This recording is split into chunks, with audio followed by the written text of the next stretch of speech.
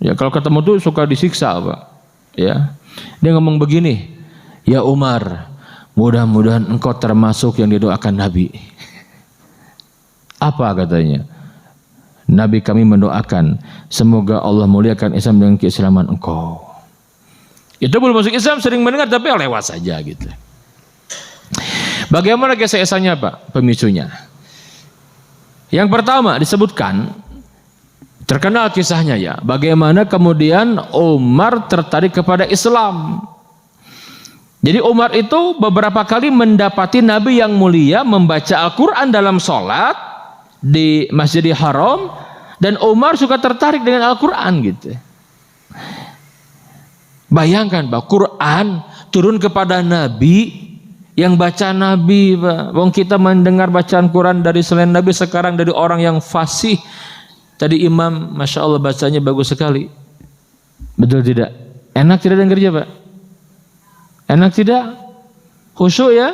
Seneng gitu kan? Paham yang dibaca enggak? Enggak. Enakan sholat di Masjidil Haram, imam sesudais, aduh enak, paham enggak? Enggak paham, bukan nama enakan gitu ya. Sampai ke hati gitu kan.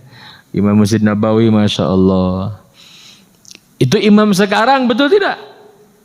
Tadi imam membacakan surat At-Tin ayat kedua, Masya Allah. Ya, itu kan orang Indonesia. Baru belajar kemarin mungkin ya, belum lama belajar ya kan, masih muda imamnya, betul tidak? Senang Pak. Kebayang tidak yang baca Nabi yang mulia, sementara Quran diturunkan kepada Nabi paling fasih pasti Pak. Makanya dalam sejarah disebutkan itu orang-orang kafir Quraisy itu sangat senang mendengar bacaan Quran Nabi. Cuman karena kesombongan saja gitu. Ya kita kan senang mendengar Pak. Nah orang kafir itu senang mendengar Quran Pak. Kita juga paham. Quran dibaca itu kan mukjizat. Bacaan Al-Quran itu mukjizat Pak. Ada yang lebih enak dari bacaan? Ya kita membaca kalimat-kalimat seperti Quran. Ya ada nyanyian, ada lagu kan? Lagu juga ada, betul tidak? Suara yang indah dinyanyikan enak gitu kan, misalkan nasyid dan lain-lain kan, ada syair dan lain-lain, tapi kalah kan seperti Quran, betul tidak? Quran dibaca oleh orang suaranya merdu, fasih, oh luar biasa. Yang baca Nabi, terbayang tidak Pak? Maka pernah dalam sebuah riwayat disebutkan Abu Sufyan, Abu Jahal dan Al-Akhnas ibn Syuraik. Pernah satu malam itu dia sengaja gitu datang ke rumah Nabi. Nabi sholat malam, baca Quran di Mekah, di Mekah ini. Ya, pertama siapa? Abu Sufyan dengar, waduh luar biasa Quran ini, senang gitu. Abu Jahal juga dengerin. Dan ada Al-Akhnas ibn Syuraik, ini tokoh-tokoh Quraisy. Beres, mereka kembali Pak, di persimpangan jalan ketemu. Oh, dari mana Abu Sufyan? Loh, dari mana Abul Hakam? Kamu dari mana Al-Akhnas? Enggak biasa aja. Kita ketemu udah. Enggak mau jujur Pak. Balik lagi. Keesokan harinya mereka datang lagi tuh, ketemu lagi Pak. Sampai 3 kali. Akhirnya yang membuka itu siapa? Abu Jahal. Al-Abul Hakam panggilannya itu. Udah jujur sajalah. Kamu jadi mendengarkan Qurannya Muhammad kan? Loh, kok tahu? Aku juga sama katanya. Kau juga sama? Iya, aku juga sama dengar. Nah, terus? Berarti kita suka dengan Al-Quran. Memang luar biasa, Al-Quran itu bukan syair. Kita tahu kalau syair. Nah, kenapa kita tidak ikut Muhammad saja? Nih Abu Sufyan itu udah ingin Pak. Abu Hakam, oh nggak bisa kata dia. Nggak bakalan gitu. Ya, karena dia berharap apa? Kan bersaing tuh. Bani Makhzum dengan Bani Hashim itu bersaing Pak, bersaing gitu ya. Dikiranya kenabian itu bagian dari persaingan gitu loh, semua disaingi. Wah ini dermawan semua terus saling seperti kuda pacu gitu, seperti bersaing meraih kemuliaan di tengah-tengah kaumnya. Antara Bani Hashim dan Bani Makhzum itu luar biasa Pak. Tiba-tiba di Bani Hashim ada yang ngaku jadi nabi. Nah kita mau ngaku jadi apa gitu kan? Nggak bisa, makanya kita dustakan gitu kan. Nah itu jujur tuh si siapa Abu Lahab itu. Bukan karena menolak ajaran, bukan, karena kesombongan saja. Itu Abul Hakam atau Abu Jahal ya. Nah Umar juga sama. Jadi semua senang dengar Quran. Lah Amr ibn As saja ketika mendengar Quran dari Ja'far ibn Abi Thalib terkesima, Pak. An-Najasyi saja menangis. Quran itu begitu, betul tidak? Di kita dulu ada seorang qari masih hidup, itu sudah sepuh, Pak. Kalau tidak salah namanya Muammar ZA. Dengar ya, terkenal ya. Qari legendaris, udah sepuh sekarang. Sudah enggak kayak dulu suaranya. Saya senang sekali mendengar bacaan beliau itu. Itu Muammar ZA keliling dunia karena baca Quran, dan dia beberapa kali diundang membaca Quran di hadapan para pendeta, Pak. Disuruh aja yang ngaji saja kan. Ada yang masuk Islam tuh. Dia nggak ngerti yang dibaca apa, tapi Quran tuh begitu sama masuk ke hati gitu. Dan nggak ngerti ini yang dibaca apa, nggak ngerti. Kalau kita ngerti tambah lagi. Kayak tadi saya tanya, ibu ngerti nggak yang dibaca imam? Nggak ngerti gitu. Tapi ngenahen gitu kan, enak gitu kan. Itulah Quran. Nah Umar juga sama. Ketika Nabi yang mulia di dalam salat malamnya membaca surat Al-Haqqah, itu surat tentang hari kiamat. Surat yang menceritakan tentang adanya kehidupan setelah kematian, adanya akhirat setelah dunia ini. Makanya kan ciri khas ayat-ayat Quran yang turun di awal-awal pada fase Mekah itu diantara temanya tentang iman kepada hari akhir, Pak. Kita kalau membaca dari mulai juz 26, 27, 28, 29, 30 apalagi itu. Itu banyak membahas tentang akhirat.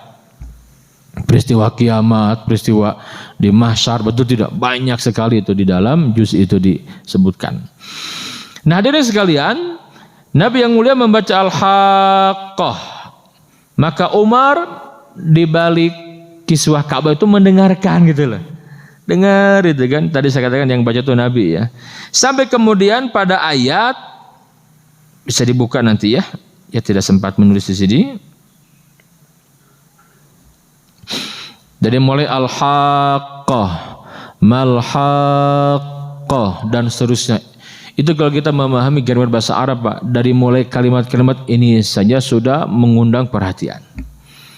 Asal orangnya faham gitu kan. Kalau mereka pasti paham, orang-orang Arab betul tidak paham gitu kan. Nah sampai nanti di ayat disebutkan di sini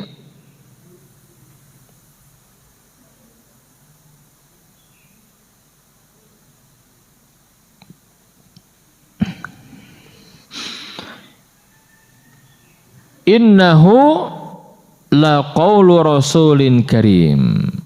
Ayat yang ke-40 ya. Di sini yang membuat Umar itu tertarik. Innahu laqaulu rasulin karim. Sungguhnya Quran itu benar-benar wahyu yang diturunkan kepada Rasul yang mulia. Kata Umar dalam hati, ini mah syair gitu kan. Ini syair kok kayak syair. Wah itu apa? Karena mereka tidak kenal wahyu, Pak. Kalau orang-orang Madinah itu sudah terbiasa karena bertetangga dengan orang-orang Yahudi, jadi sudah familiar mendengar istilah wahyu, apalagi kitab suci itu sudah biasa. Tapi orang-orang Quraisy tidak seperti orang-orang Madinah. Ya karena mereka tidak bertetangga dengan orang-orang Yahudi kan yang faham Alkitab dan lain-lain, tidak gitu. Nah ketika Umar bergumam, nah ini mah syair gitu, seperti syair. Itu turun yang Nabi baca apa? Wa ma huwa biqauli syair. Qalilam ma tu'minun. Quran itu bukan perkataan seorang penyair. Sedikit sekali kamu beriman kepadanya. Loh, kok dibantah gitu kan? Padahal dia bergumam saja gitu. Wah, ini syair bukan, ini kan syair. Wa ma huwa biqauli syair qalilam ma tu'minun. Atau perkataan dukun. Bagaimana berikutnya? Wa ma biqauli kahin qalilam ma tadzakkarun. Quran juga bukan perkataan tukang tenung, bukan perkataan dukun. Sedikit sekali kami mengambil pelajaran darinya. Kata Umar, lantas ini ucapan siapa? Quran ini dari mana? Tanzilum Rabbil Alamin. Quran itu diturunkan dari Allah Rabb semesta alam. Wah, kata Umar, ini berkesan nih.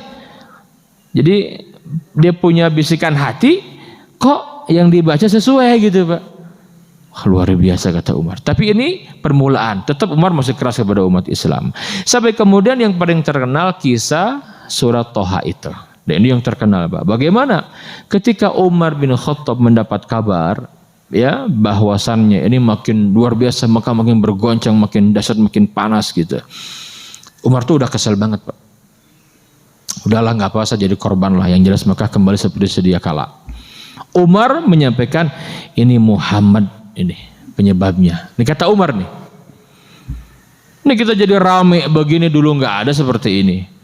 Ini Muhammad penyebabnya. Kalau Muhammad ya beres sudah. Dan Umar tuh begitu wataknya Pak. Nggak masalah saya jadi korban. Dia tahu konsekuensinya gitu. Berbulat hati, tekadnya kuat, akan membunuh Muhammad. Dah, saya habisi Muhammad. Saya nggak usah pakai yang lain. Saya akan menghabisi Muhammad. Dengan harapan apa? Biar Mekah kembali sedia kala. Ramai ini gara-gara Muhammad gitu. Ini udah puncaknya Pak. Ya. Padahal dalam hatinya penuh keraguan juga gitu. Cuman ya itulah Umar gitu ya. Terutama setelah mendengar Al-Quran ini. Maka Umar bin Khattab satu hari dia mendengar juga Hamzah masuk Islam kan. Wah, tambah lagi tuh. Hamzah masuk Islam, ramai di Mekah Pak. Lah, udah saatnya aku akan bunuh Muhammad. Nggak apa-apa aku dibunuh juga. Umar tahu kalau Umar membunuh Muhammad, siapa Muhammad dari Bani Hashim pasti akan habis dia, nggak masalah. Dia ambil pedang dengan muka yang sangat marah sekali, dia berjalan menuju ke ya rumah Al-Arqam ibn Abi Arqam. Dia tahu gitu, Muhammad di sana akan aku habisi. Di tengah jalan Pak, dia ketemu dengan seorang sahabat, yang sahabat ini menyembunyikan keislamannya. Orang nggak tahu gitu. Ya dia jadi orang-orang nggak tahu kalau dia udah masuk Islam. Ya. Kata sahabat ini, ya Ibn Khattab, aina tazhab? Kemana engkau mau pergi? Karena ini kelihatan sekali bawa pedang, udah mukanya marah gitu. Apa kata Umar? Akan aku tebas leher Muhammad. Biar beres semuanya. Muhammad itulah penyebab Mekah seperti ini. Kaget. Karena tahu nih Umar kalau udah begini nggak bisa dihalangi Pak. Khawatir, wajar kan, sahabat khawatir. Maka sahabat ini memalingkan, mengecoh lah fokusnya. Kata dia, ya Umar, kamu dengan beraninya gagahnya ingin membunuh Muhammad, apa kamu nggak malu? Saudarimu, adikmu Fatimah tuh udah masuk Islam. Adiknya saya dulu, Fatimah adik masuk Islam? Iya masuk Islam. Kamu tidak tahu? Dari mana kamu tahu? Tanya aja Fatimah. Iya. Gagah sekali ingin bunuh Muhammad. Kamu nggak malu? Adik kamu masuk Islam tuh, jadi pengikut Muhammad. Tujuan sahabat ini mengecoh biar sahabatnya lari ke rumah Al-Arqam mengabarkan Umar nih mencari Rasulullah gitu loh, bawa pedang gitu. Benar Umar terkecoh, ya sudah. Umar balik lagi dia ke rumah adiknya Fatimah. Ya. Dan sahabat ini datang ke rumah Al-Arqam ibn Abi Arqam. Di sana ada Hamzah Pak. Ada siapa? Ada Hamzah. Baik, bagaimana singkatnya?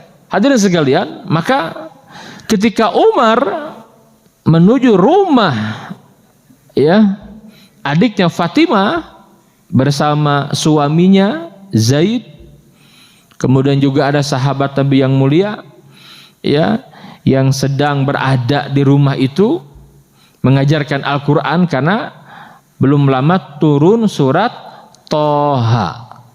Begitu turun surat itu, ada yang menulis, ya kan, ada yang udah ditulis Quran itu Pak di zaman Nabi yang mulia.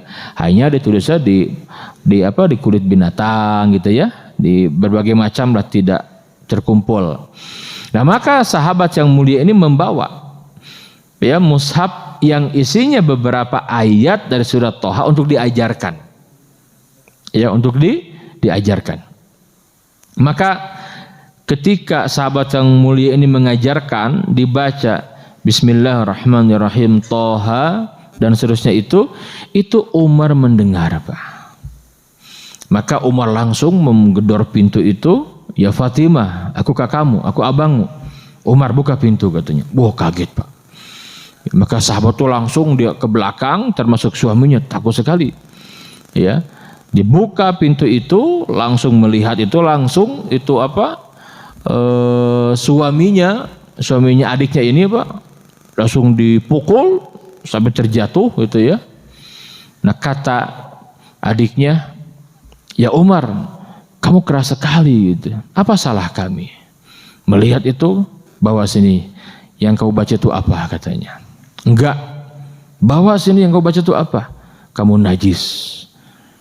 Digituin, Pak, dipukul itu adiknya itu sampai terjatuh berdarah.